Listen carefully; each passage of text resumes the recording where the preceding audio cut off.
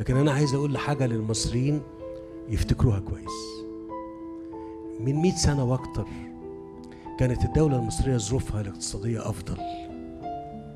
لما كانت ظروفها الاقتصادية أفضل لم تنسى أبدا أن هي تبقى دايما تساعد وتتعاون من أجل الخير والبناء.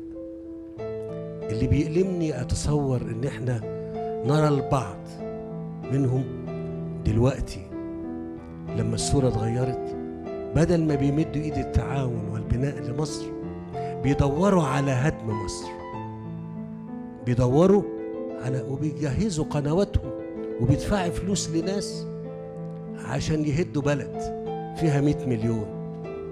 أنا بقول للمصريين هو ده رد الجميل.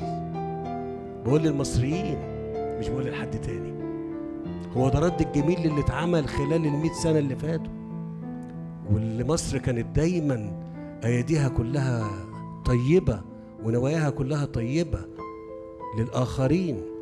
يبقى رد فعلهم إن هم عايزين يهدونا، ده رد الجميل. أنا بقوله للمصريين ليه؟ اوعوا حد يهد بلدكم ويقول لكم كلام كذب وتشكيك وجهل وقسما بالله يرقى للخيانة وللتآمر.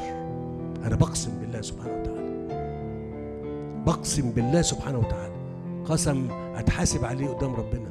ده تآمر، ده بتهدوا الدول ليه؟ عايزين تهدوا الدول ليه؟ مش عايز تساعد؟ احنا متشكرين، بس كمان ابعدوا عننا بشركم. ده فيها 100 مليون عايزينها تتقاتل وتتخرب. احنا بنصلح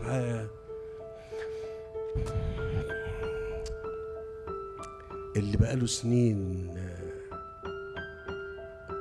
اتساب.